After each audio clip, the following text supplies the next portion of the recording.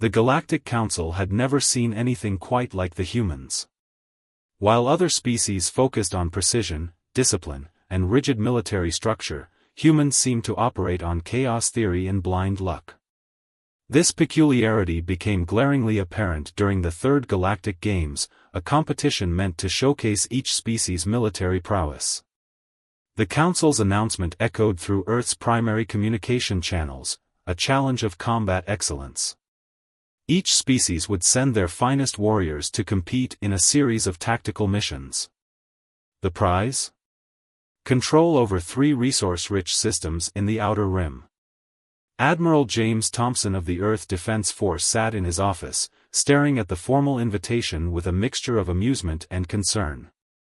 The timing couldn't have been worse. Earth's elite special forces were tied up handling a piracy crisis in the Kuiper Belt.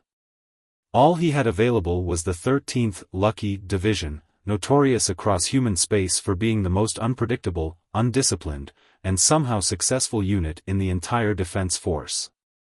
Well, Thompson muttered, taking a long sip from his coffee mug, they did ask for our best.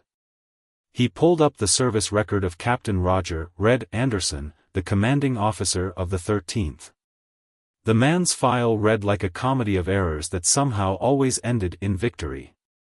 His most notable achievement? Leading a successful defense against alien pirates while completely hungover, using nothing but mining equipment and a cargo ship's worth of party streamers. The alien representatives would arrive in 3 days to collect Earth's chosen warriors. Thompson smiled as he signed the deployment orders. The 13th Division was about to show the galaxy that humanity's greatest strength wasn't in their precision or discipline, it was in their ability to turn any situation into an advantage, especially when slightly intoxicated. As he sent the orders, Thompson couldn't help but chuckle at the thought of Captain Anderson's reaction. The man was probably in the middle of his usual Friday tradition, arm wrestling contests at the station's notorious bar, the Wobbly Asteroid. Little did the Galactic Council know, they were about to witness firsthand why human unpredictability was more terrifying than any well-oiled military machine. The 13th Division was going to teach them that sometimes the best warrior isn't the one who follows the rulebook, it's the one who uses it as a coaster for their beer. The Wobbly Asteroid lived up to its name when Admiral Thompson walked in.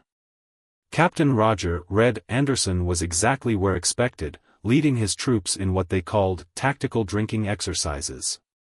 The bar's artificial gravity seemed to be fighting a losing battle against the collective stumbling of the 13th Division. 10 credits says I can hit that dartboard blindfolded, shouted Lieutenant Pete Miller, swaying slightly as he held up a handful of darts. His last throw had somehow ricocheted off 3 surfaces before striking the exact center of the target. That's not how darts work, Pete, muttered Sergeant Kate Wilson, the division's demolitions expert, who was currently building an impressive pyramid of empty glasses.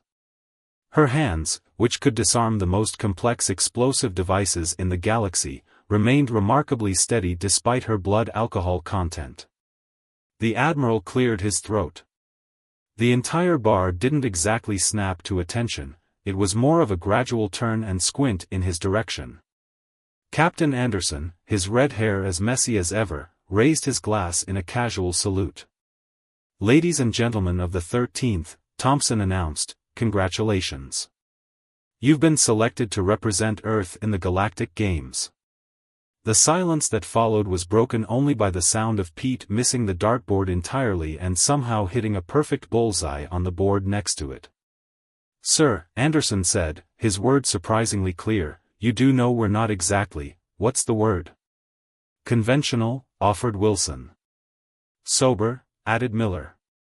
"Elite," suggested someone from the back. "Exactly." Anderson beamed. "We're more of a, hold my beer and watch this kind of unit." Thompson smiled. "That's precisely why you were chosen. The aliens expect precision, discipline, and military excellence. They're sending their finest warriors, trained from birth in the art of combat. And you're sending us?" Wilson raised an eyebrow. The division that once won a space battle because Miller sneezed on the targeting computer and accidentally hit their fuel tanks? That was a good day, Miller nodded sagely. The Council wants to see humanity's best, Thompson continued. And while you lot might not be our most disciplined soldiers, you're definitely the best at something we humans excel at, turning chaos into victory. Anderson stood up, only slightly wobbling. Well then, I suppose we should prepare. Squad, he called out to his troops. Finish your drinks. We've got training to do. Training? Thompson asked, slightly worried. Of course, sir. We need to practice our victory celebration dance. Can't embarrass Earth in front of the whole galaxy by having poor choreography, can we? As the 13th Division began their tactical dance training, Thompson watched with a mixture of pride and concern. These weren't the warriors anyone would expect to save humanity's reputation. They were loud, chaotic, and completely unpredictable. They were perfect. In 3 days, the galaxy's finest would arrive expecting to face Earth's elite warriors. Instead, they'd meet a group of soldiers who had turned barroom physics into an art form and considered lucky accidents a valid tactical strategy. The aliens wouldn't know what hit them. Literally, in most cases.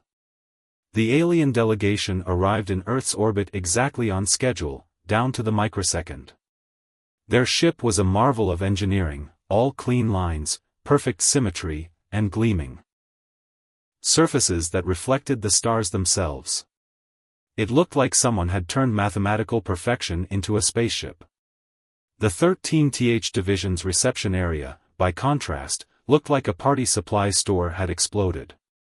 Captain Anderson had insisted on decorating, claiming it was psychological warfare through confusion. Bright streamers hung from the ceiling, party balloons floated in the low gravity, and someone had rigged a disco ball to spin in sync with the station's warning lights. Are you sure about this? Admiral Thompson whispered to Anderson as they waited in the docking bay. The captain was wearing his formal uniform, which somehow already had a coffee stain despite being fresh out of the replicator. Trust me, sir, Anderson grinned. First rule of the 13th, if you can't be perfect, be so imperfect it looks intentional. The airlock cycled with a precise hiss. Out stepped 3 beings that seemed to embody military perfection. The lead alien, tall and imposing in gleaming armor, was High Commander Dex of the Rigelian Empire. Behind him stood a warrior from the Silicon Collective, their crystalline form precisely cut to maximize battle efficiency, and a representative of the hive minds, whose every movement seemed calculated to the millimeter. Their perfect formation lasted exactly 2 seconds before Lieutenant Miller tripped over his own feet, stumbled forward, and somehow managed to catch himself by doing an unintentional cartwheel that ended in a perfect salute. Most interesting, High Commander Dex said, his 4 eyes blinking in sequence. I was informed we would be meeting Earth's elite warriors. Oh, you are. Anderson stepped forward, offering his hand. We're the 13th Division. The lucky ones. Best of the best at being the worst of the best, or something like that. Want a drink? The Silicon Collective warrior's crystalline surface seemed to vibrate with confusion. Our data indicates that alcohol consumption impairs combat efficiency by approximately 67.3%. Only if you're doing it wrong, Sergeant Wilson chimed in, somehow appearing from behind a potted plant nobody remembered being there. We've scientifically proven that the right amount of alcohol improves our combat effectiveness by making physics more negotiable. Impossible, stated the hive mind representative. Physical laws are absolute. Tell that to Miller's dart skills, someone shouted from the back. High Commander Dex raised a hand for silence. We have come to evaluate Earth's warriors for the Galactic Games. This is a serious competition that will determine control over valuable resources. Surely you're not suggesting that, this. He gestured at the disco ball, is humanity's best offering? Anderson straightened up, and for a moment, a flash of something dangerous gleamed in his eyes. "Commander, let me tell you about humanity. You all spent millennia perfecting your combat forms, creating the ultimate warriors. We spent that time figuring out how to win despite being completely unprepared.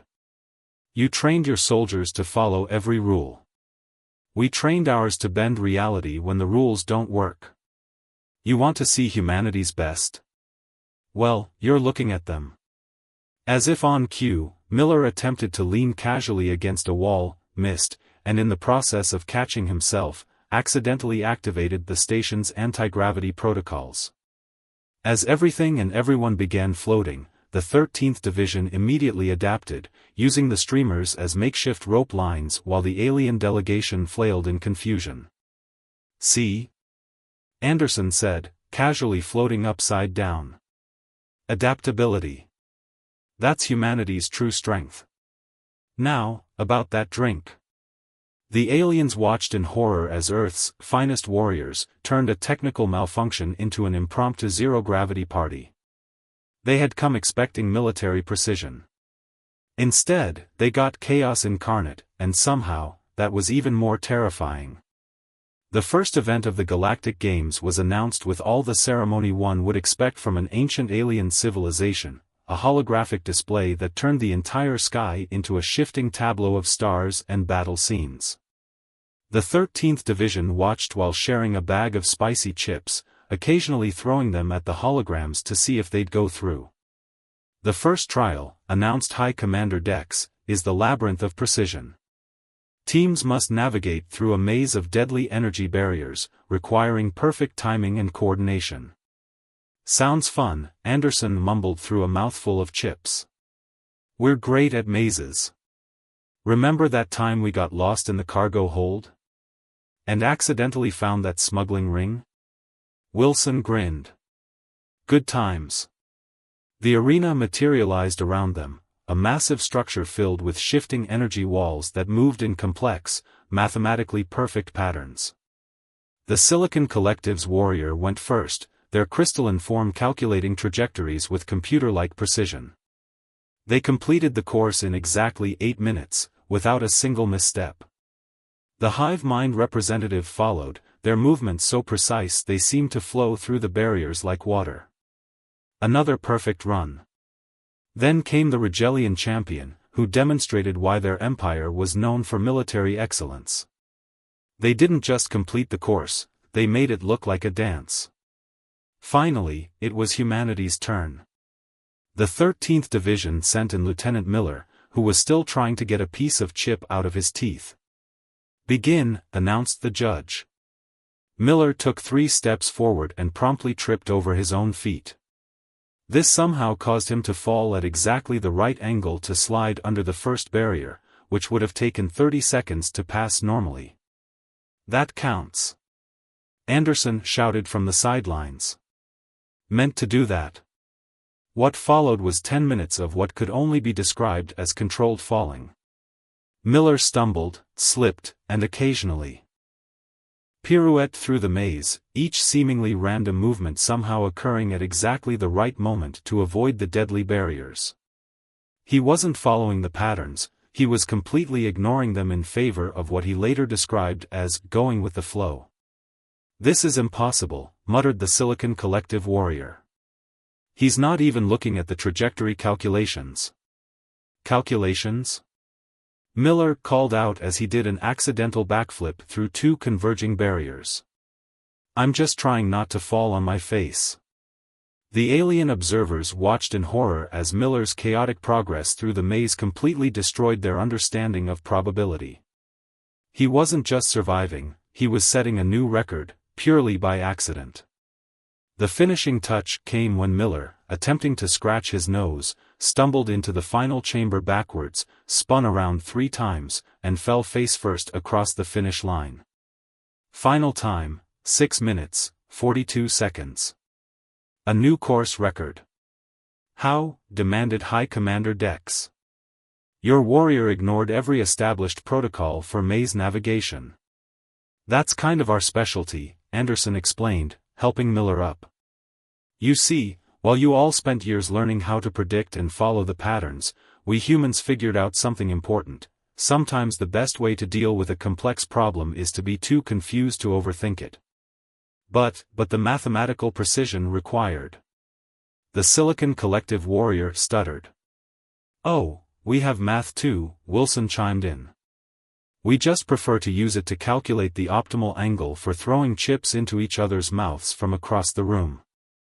As the aliens huddled together, frantically recalculating their strategies, the 13th Division celebrated their victory in their usual style, by trying to recreate Miller's winning moves with increasingly ridiculous interpretative dance variations.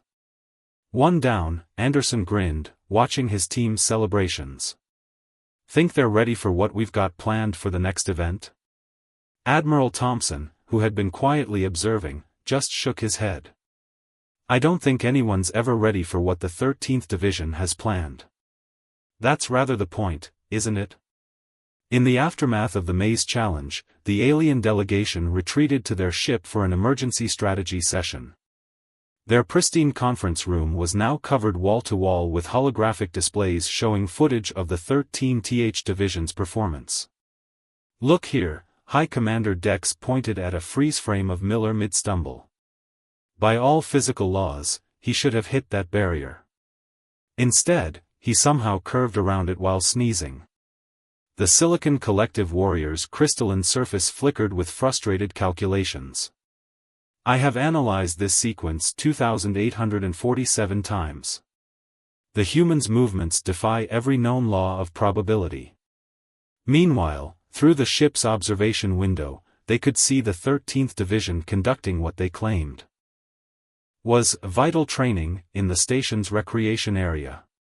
This appeared to consist of an impromptu game where they threw rubber balls at each other while riding on wheeled office chairs. "Perhaps," suggested the hive mind representative, "we are approaching this incorrectly. We must think like humans." There was a long pause. "I immediately regret suggesting this." Back in the recreation area, Sergeant Wilson had just discovered that spinning in an office chair while throwing balls created an interesting targeting spread she called the Drunk Tornado. She was currently undefeated. "Look at them," Dex muttered. "No formation, no strategy, no." He stopped as Wilson's spinning chair technique somehow knocked out the targets behind her. "That's not possible." The alien's observation was interrupted by a loud clang against their hull. On their external cameras, they spotted Captain Anderson apologizing profusely. Apparently, one of the rubber balls had escaped the recreation area, bounced off 3 different satellites, and somehow traveled 2 kilometers to hit their ship's one vulnerable spot. "Sorry about that." Anderson's voice crackled over the comm, "Don't worry, we've got great aim." "Well, terrible aim, really, but it works out the same way somehow." The Silicon Collective warrior began examining the trajectory of the rubber ball. The path it took, the probability of hitting that exact spot, it's 1 in 147 million, the hive mind representative finished. "They are either the luckiest species in the galaxy or what?" Dex demanded. "Or they have somehow weaponized chaos itself." Through the window, they watched as Miller attempted to demonstrate a new office chair maneuver, crashed into a wall, and somehow activated a dormant maintenance robot that immediately began serving refreshments to everyone. "The next event is the combat simulation," Dex reminded them. "Surely they cannot maintain this, whatever this is, in actual combat?" The hive mind representative replayed footage of Miller's maze run. "Commander, I believe we must accept that these humans operate on a different level of reality. They don't break the rules, they simply fail to acknowledge that rules exist in the first place. Then we shall beat them at their own game," Dex declared. "We are the galaxy's finest warriors. We can learn to be unpredictable." At that exact moment, they heard another clang against their hull. This time, it was a pizza delivery drone that had gotten caught in the wake of the 13th Division's chair warfare. "Sorry again." Anderson's voice crackled. "But hey, since it's here, want to join us for lunch? We're conducting very important tactical eating exercises. The aliens watched in horror as the humans turned pizza eating into what appeared to be a complex game involving catching slices thrown from across the room while blindfolded. Maybe, the Silicon Collective warrior suggested, we should stick to our original training. Through the window, Miller had somehow managed to catch a pizza slice in his pocket and was now celebrating by attempting to moonwalk in zero gravity. The aliens unanimously agreed, trying to outdo human chaos was a battle they were destined to lose. The combat simulation arena was a massive holographic chamber capable of recreating any battlefield scenario. Today, it had been programmed to simulate an abandoned space station filled with obstacles, cover points, and strategic positions. Each team would face waves of holographic enemies, with points awarded for efficiency, technique, and time. The Rigelian warrior went first, demonstrating textbook-perfect combat maneuvers. Every shot hit its mark, every movement maximized cover. High Commander Dex beamed with pride as his soldier racked up an impressive score. The Silicon Collective's representative moved like liquid crystal through the course, their precision targeting achieving a nearly perfect accuracy rate. The Hive Mind warrior followed with an equally impressive display of tactical excellence. Then it was the 13th Division's turn. Remember the plan, Anderson told his team as they prepared to enter.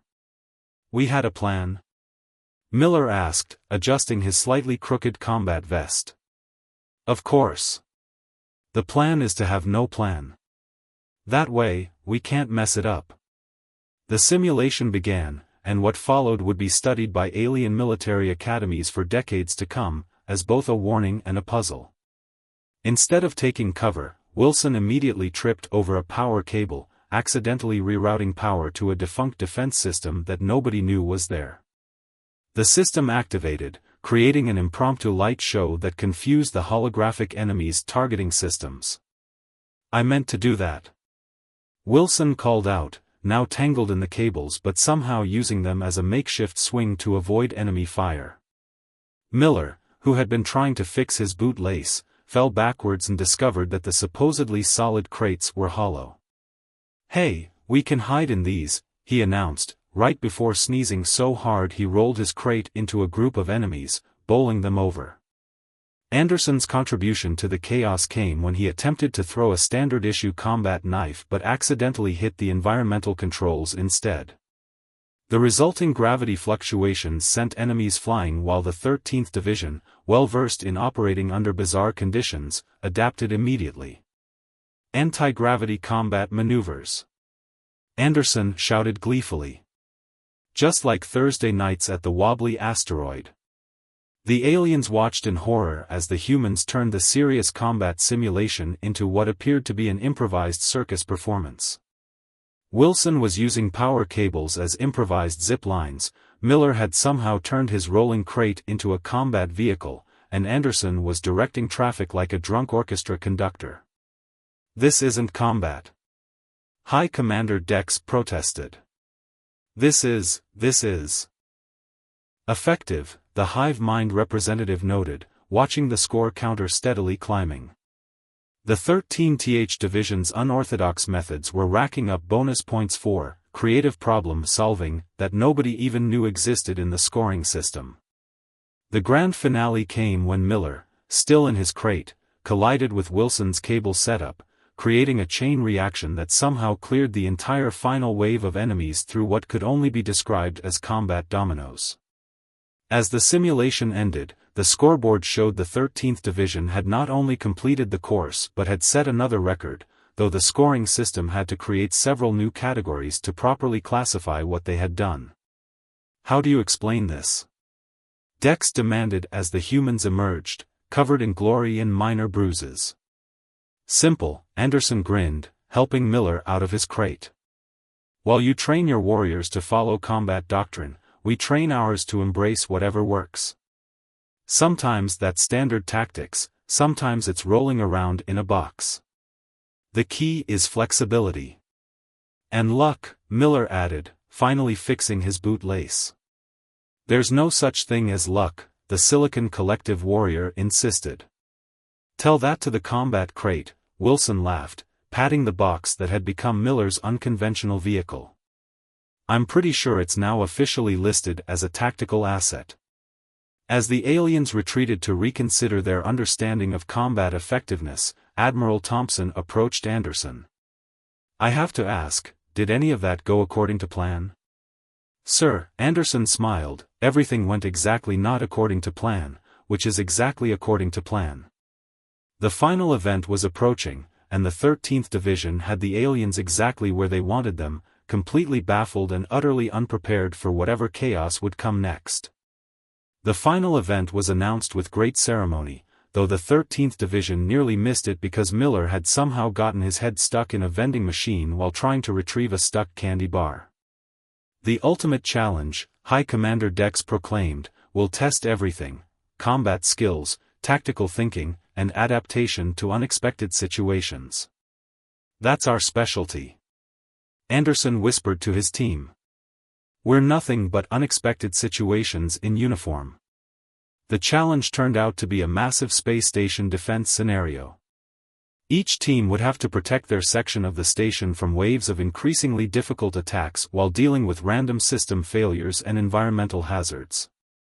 The alien teams took their positions with military precision. The 13th Division, meanwhile, was still trying to get Miller unstuck from his combat crate, which he had insisted on keeping as a lucky charm. As the simulation began, the alien teams executed their defense strategies flawlessly.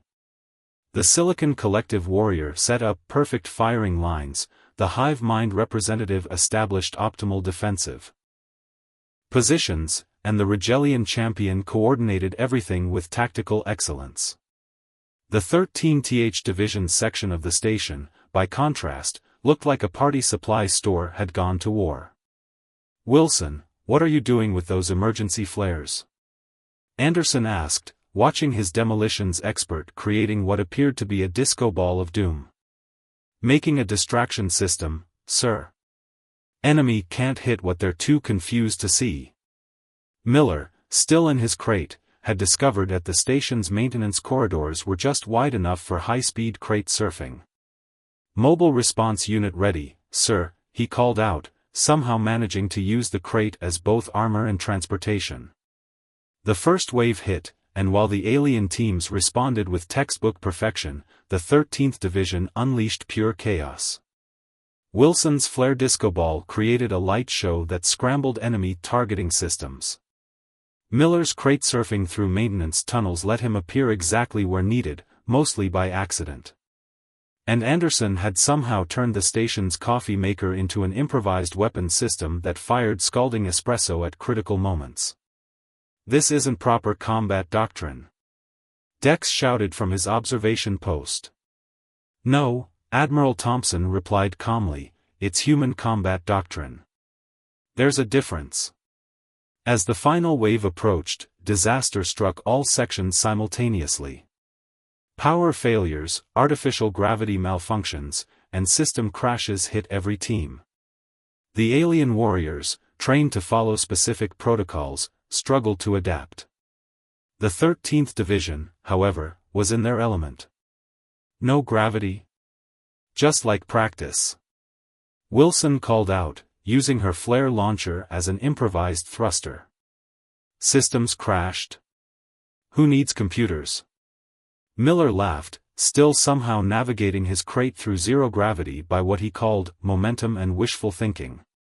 Anderson's voice crackled over the comm. Remember folks, chaos is just opportunity having a party.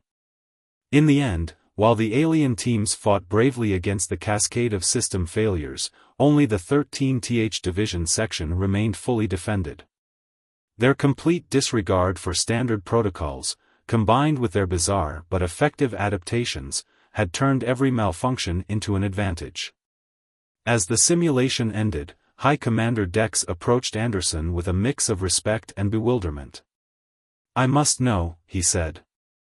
How do you train for this kind of combat? Anderson smiled. Commander, we don't train to handle chaos. We train to embrace it. Every mistake is just a new tactic waiting to be discovered. Every accident is an opportunity in disguise. That's humanity's real strength. We don't just overcome chaos, we become it. The final scores were tallied, and the 13th Division's unorthodox methods had won Earth the rights to the resource-rich systems. As they celebrated, Miller finally managed to get the candy bar out of the vending machine, by accidentally inventing a new way to bypass security systems.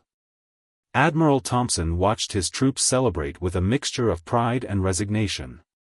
The 13th Division had just changed interstellar combat doctrine forever, and they'd done it while breaking every rule in the book.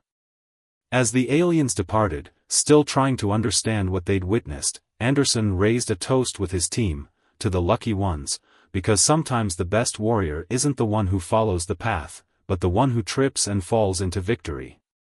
The galaxy would never look at human military forces the same way again. After all, what's more terrifying than an enemy you can't predict, especially when they can't predict themselves?